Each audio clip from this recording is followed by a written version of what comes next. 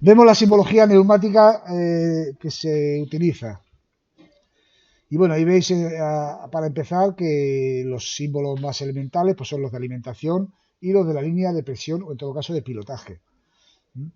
Línea de presión y pilotaje quiere decirse a la línea de circuito de utilización, lo que en un circuito eléctrico sería el circuito de fuerza, y el mando de pilotaje sería el circuito neumático. Ya veremos los circuitos de mando indirecto en la siguiente práctica, en la práctica 4.3.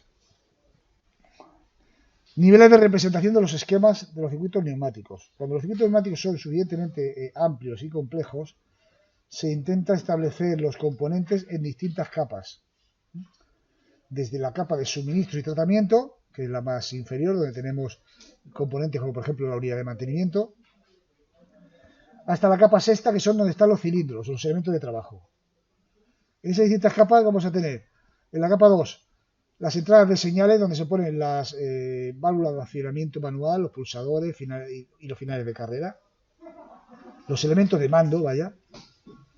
En la capa 3 serían los órganos de control, si los hubiera, como son los selectores de función O e I, las válvulas selectoras o las válvulas de simultaneidad, que habéis utilizado ya en las prácticas 4.1 y 4.2. En el nivel 4 estarían las válvulas distribuidoras, directamente ya las que atacan al cilindro.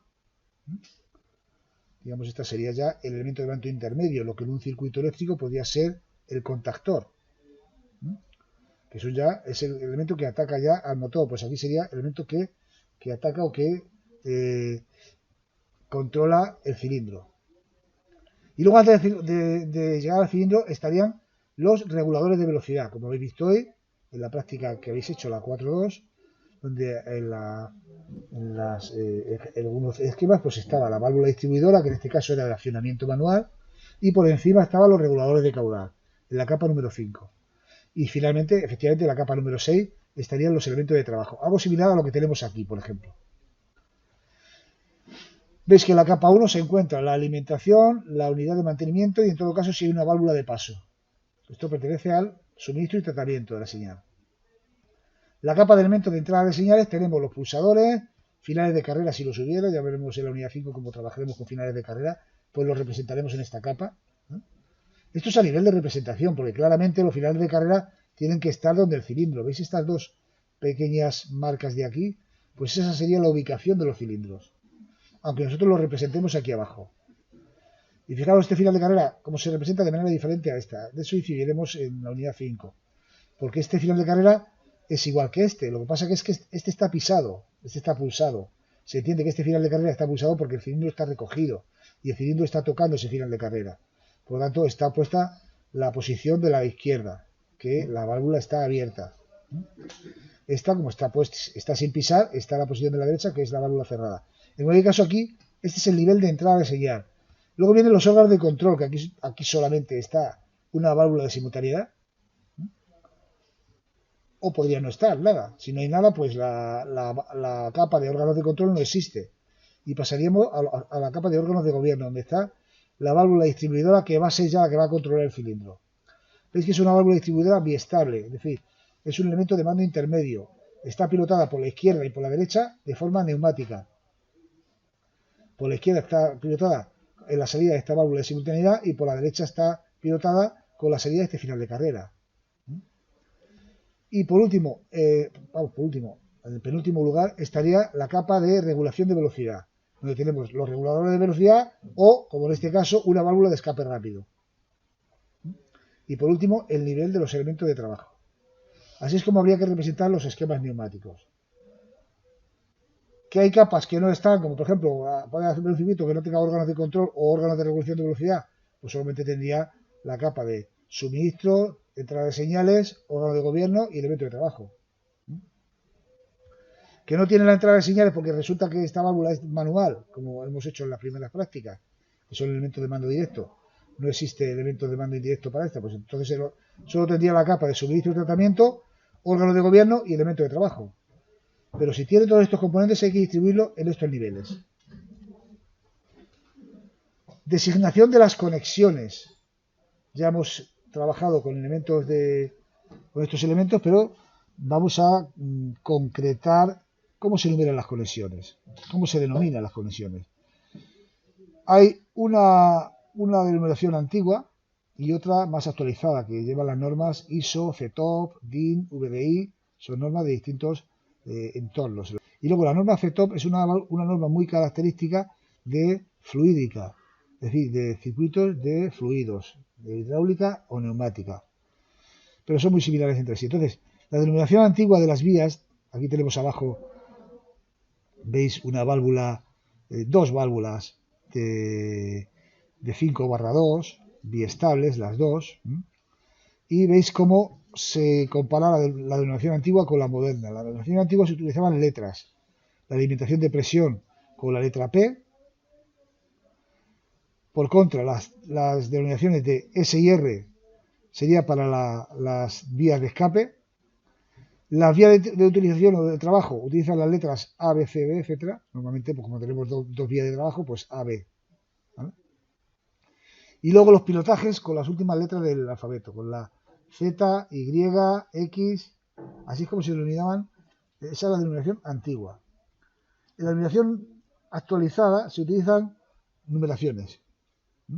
Como veis, la vía de presión es el 1, el 5 y el 3 son las vías de escape, el 2, 4 y 6, veis que son impares para la vía de escape, pares para las vías de salida, 2 y 4. ¿Vale? Existe una especie de código en este sentido. El 1 presión, pares salidas, impares vías de escape, y luego las de pilotaje, que bueno, aquí pone hasta 16, pero normalmente son como mucho dos vías de pilotaje, serían la 12 y la 14. Para un sentido, la 12 y la 14 para otro sentido. Es la numeración como se denominan los contactos, o sea, los contactos, las vías de las válvulas. Y así os tenéis que fijar también cuando hacéis los circuitos que están en el panel y tienen su numeración. Designación de los componentes. ¿Cómo se designan los componentes? Aquí hay otro código, también de numeración. Los elementos de trabajo, que son los cilindros, van numerados con un número, un punto y otro número. Todos los elementos se denominan con número, punto, número. Los elementos de trabajo se denominan con el número 1.0, 2.0, 3.0, así. ¿Vale? Y todo lo que pertenece a ese órgano de trabajo se denominará también con el número 1 punto y lo que sea, o 2 puntos y lo que sea. Por ejemplo, los elementos de potencia, la válvula distribuidora, vaya, se denominan con el número 1.1, si es para el cilindro 1, 2.1, si es para el cilindro 2, 3.1, si es para el cilindro 3. ¿Vale? Es decir, terminan en 1, lo que es la válvula distribuidora que ataca el cilindro. Los captadores y elementos de entrada y tratamiento de señal se denominan del siguiente modo. Los que intervienen en la salida del vástago, se denominan con números pares. 2, 4, 6 y el primer número el del cilindro. Así teníamos que los elementos que intervienen en la salida del vástago de captadores, elementos de entrada y tratamiento de señal para el cilindro 1 sería 1.2, 1.4, 1.6, 1.8. Si son del cilindro 2, 2.2, 2.4, 2.6, 2.8, etc. Los que intervienen en el retorno con los impares. Si son del cilindro 1, 1.3, 1.5, 1.7. Si son del cilindro 2, 2.3, 2.5, 2.7. Los elementos de regulación de velocidad tienen en el segundo número dos cifras. 0 y número par si interviene en la salida, y 0 y número impar si interviene en el retorno. Así pues, los que intervienen en la salida del cilindro 1 se denominarían 1.02, 1.04, 1.06, y los que intervienen en la salida del cilindro 2, 2.02, 2.0, es así. Los que intervienen en el retroceso del vástago serían impares. Del cilindro 1, por ejemplo, 1.03, 1.04, suele haber solamente uno, o sea, perdón, 1.03, 1.05, aunque solamente suele haber uno, porque ya estamos de la válvula distribuidora para atacar al cilindro, entonces solamente se suele poner un regulador de velocidad, como mucho, o una válvula de escape rápido. Entonces, por eso se pone ahí solamente 1.02. Y los que intervienen en el retorno, 1.03. Y luego los que son generales a todo, que son los elementos de auxiliares de producción y tratamiento del aire, pues como no tienen cilindro al que asignarse, se le pone el número 0 punto. Y luego el orden natural, sin pares o impares. Es decir, 0.1, 0.2, 0.3, puede ser, si ponemos un compresor, 0.1, si ponemos una unidad de tratamiento de señal, una unidad de mantenimiento, 0.2, una válvula de paso, 0.3. Y ese es el código de denominación. Por ejemplo, en un circuito como este, que no vamos a entrar en cómo no funciona, porque son circuitos ya que trataremos en el siguiente capítulo, veis cómo en la zona de fuente de energía tenemos solamente una unidad de mantenimiento y que se denomina 0.1. Vemos que aquí tenemos un cilindro al que se le ha denominado X.0 porque puede ser un cilindro que forma parte de otro conjunto de cilindros. X.0 puede ser 1.0. Si fuera 1.0, en todos los sitios donde ahí pone X sería 1 punto. Entonces, visto así, tenemos en los elementos auxiliares, ya digo, 0.1 y 0.2 para la válvula de paso. Y luego todo lo que tiene que ver con el cilindro X, pues sería, fijaros, elementos de entrada de señal. Los que intervienen en la salida, X.2, X.4. Este como interviene en la entrada, X.3. Elemento de tratamiento de señal y elemento de entrada de señal estarían en el mismo nivel, por lo tanto sería X.2, X.4, X.6. Todo esto interviene en la salida del vástago. Este, que es el único que interviene como elemento de entrada o tratamiento de señal en la entrada, recibe el nombre de X.3. Si hubiera aquí alguno más, aquí hubiera una operación AND o lo que fuera, pues sería X.5, X.7. El órgano de trabajo, elemento de trabajo o elemento de accionamiento de la válvula de distribuidor de accionamiento, X.1. Y los elementos de regulación, este como interviene en la salida, en la cámara posterior, se denomina X.02. ¿Conforme? Fijaros bien un detalle en aquí donde pone X.2 y X.3. Aquí solamente se ponen las marcas donde van a ir puestos los finales de carrera que aquí están. ¿Veis? Este X.2, esta marca de X.2 está en realidad señalando o indicando este final de carrera de aquí, de la izquierda, que pone X.2. No se representa ahí porque se tiene que representar en este nivel, pero realmente físicamente estaría ahí. Y el X.3, que es este de rodillo abatible, que también estaría aquí. Marco la diferencia entre este final de carrera y este, porque en la unidad siguiente vamos a ver que utilizaremos justificadamente uno u otro. Este se llama final de carrera de rodillo abatible o final de carrera de accionamiento unidireccional. Y este es un final de carrera normal. Está aquí mal representada la señal, porque este X02, como es un final de carrera normal, no se tendría que poner esta flechita, porque este se acciona en los dos sentidos.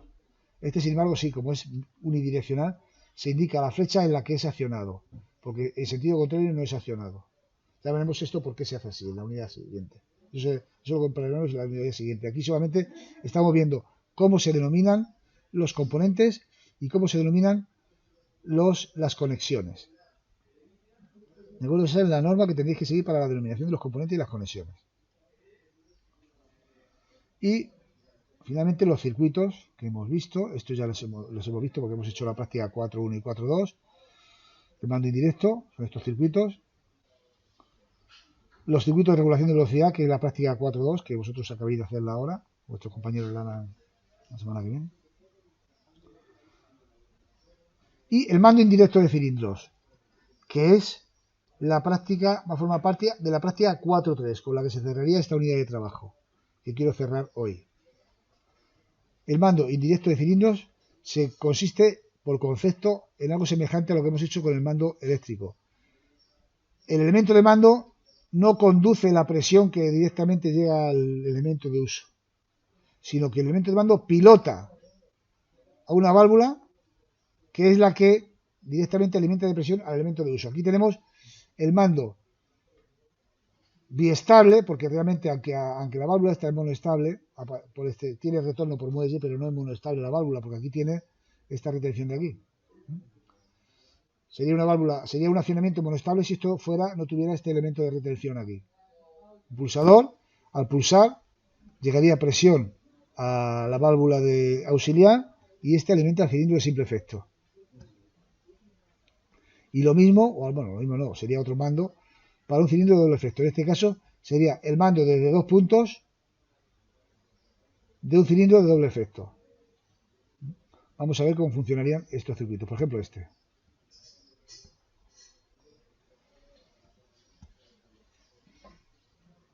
Nosotros lo haremos monoestable, es decir, no pondremos pulsadores con retención. Lo he puesto ahí, pero vamos. El circuito que nosotros vamos a hacer en la práctica va a ser como este.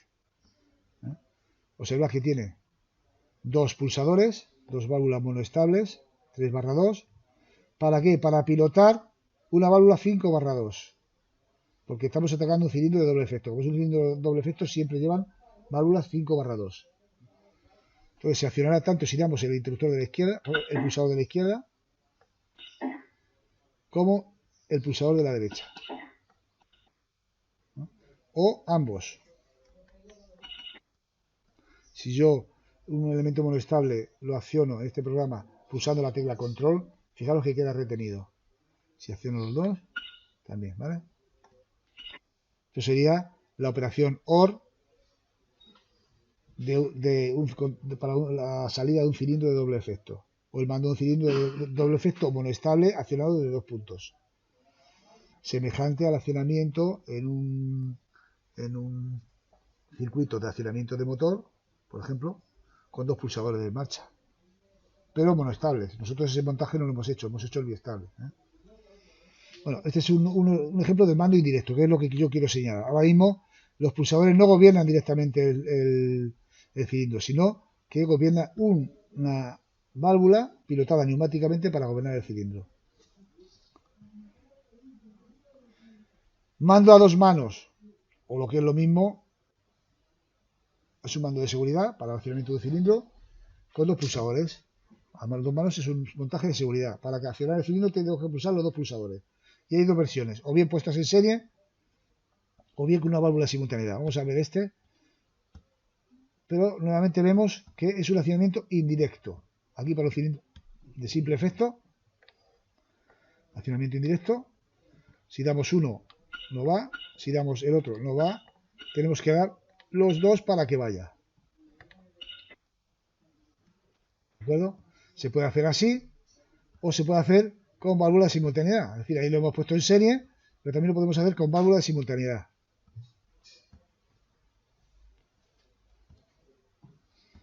Lo tenemos aquí.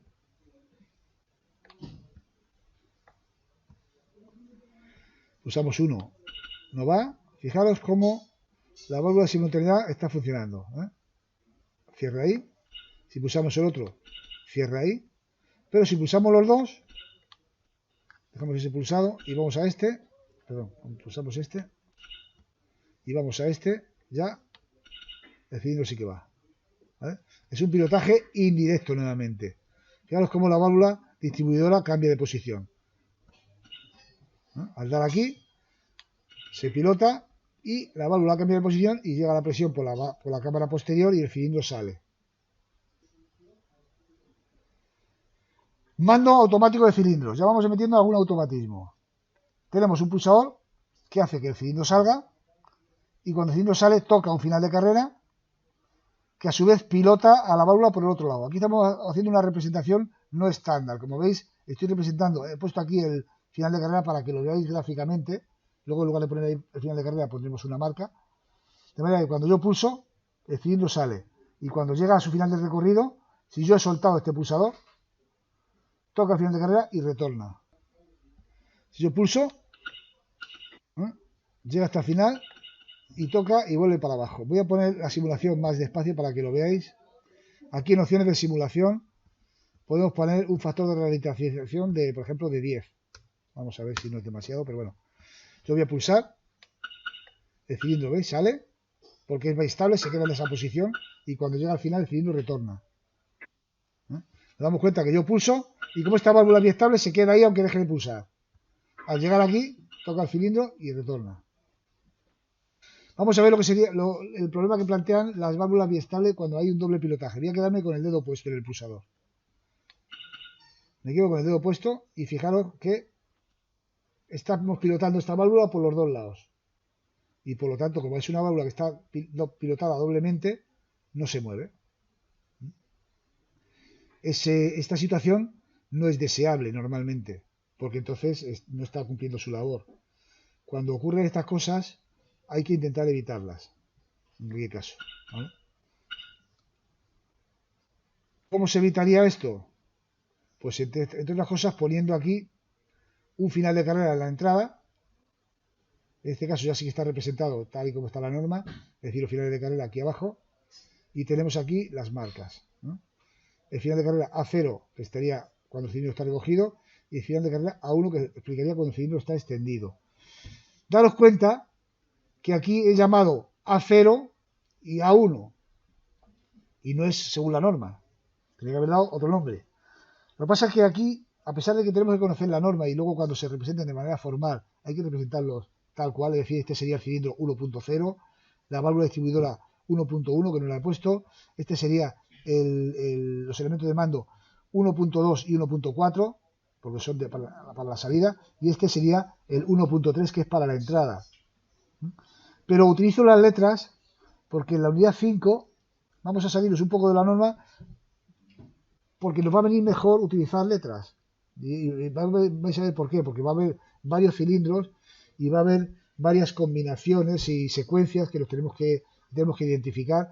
Y es fácil identificar, por ejemplo, que para el cilindro A tenemos el A0 sería el final de carrera de retorno y el A1 sería el final de carrera de salida. Es más fácil identificar que el 1. Aquí sería el 1.3, perdón, el 1.4 y este sería el 1.3. Es difícil de recordar cuando tenemos varios cilindros. Entonces, para el diseño utilizaremos letras y es por lo que aquí tenemos letras. Aquí fijaros bien que no he utilizado denominaciones, pero como los finales de carrera tienen que tener la marca asociada, pues he utilizado letras. Vamos a ver este circuito. ¿Cómo funciona? Porque para hacer el FluidSync tenemos que asignar letras. Hoy no voy a entrar en esto, ya os explicaré cómo se hace esto para que aquí, cuando esté aquí el cilindro, esté pisado, como aparece aquí, y cuando llegue aquí el cilindro, aparezca también pisado. Y vamos a ver que aquí, si yo pongo este final de carrera, aunque yo me quede con el dedo pulsado, el cilindro termina su recorrido porque está en serie. Aquí sería igual si ponemos una válvula de simultaneidad, con el final de carrera a 0. Entonces, si yo pulso, ¿veis? Pero ya aquí, aunque se quiera pulsar, ya no hay doble pilotaje. ¿Por qué? Porque está este final de carrera aquí. Es un movimiento continuo. Daros cuenta cómo funciona. Si no estuviera el final de carrera 0, pues habría un doble pilotaje aquí, porque estaríamos atacando directamente como ocurrió en el circuito anterior. ¿Lo veis? Cuando llega a un sitio, vuelve. Es un mando de salida y retorno continuo. Entonces, para que termine, yo lo quito y él continúa su carrera hasta que llegue otra vez al principio. Y ahí se para. Espero que notéis la diferencia entre este circuito y este. Primero, este puede actuar como mando continuo. Y segundo, que este, una vez pulsado, completa su recorrido. Este otro, por ejemplo, sí también completa su recorrido, pero para volver a hacer otra vez otro mando, tengo que volver a pulsar. Y por último, que es con lo que vamos a terminar ya la unidad de trabajo, porque formaría parte de la práctica siguiente, pero vamos, que se hará la próxima semana también. El grupo de la próxima semana hará la 4.2 y la 4.3. La siguiente semana vosotros cuando vengáis a hacer la 4.3. Es un mando automático, pero temporizado. Con retorno temporizado. Es muy parecido al anterior, es decir, pulso, muy parecido al primero. Pulso y cambia y el cilindro sale. Y cuando llega al final de carrera A, cuya marca está aquí y tenemos aquí el final de carrera, el final de carrera no ataca directamente al retorno de la válvula, sino que ataca a un temporizador. Os recuerdo cómo funciona el temporizador. El pilotaje no pilota esta válvula hasta que no se llena el acumulador. y tardará más o menos en llenarse en función de cómo yo tenga de ajustado este regulador de caudal. La salida, cuando desconecta, pues la presión acumulada en esta parte pasa por el antirretorno y desconecta inmediatamente, ¿vale? Entonces es un circuito que va a funcionar. Le acciono, sale el cilindro, llega, se para y espera, y cuando pasa el tiempo es el temporizador el que pilota el retorno. Lo vais a ver ahora. Y hemos visto 3 circuitos de retorno automático. Uno de un solo ciclo, otro que puede actuar de ciclo continuo y este con ciclo temporizado, que puede ser también continuo si yo pongo un final de carrera al principio y lo pongo aquí en serie. Sería exactamente también continuo. Pero temporizado porque yo pulso, sale el cilindro, llega y ahí espera un tiempo.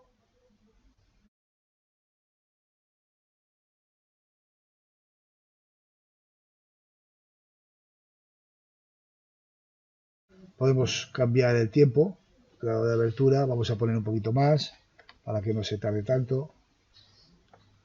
¿Vale? A ver.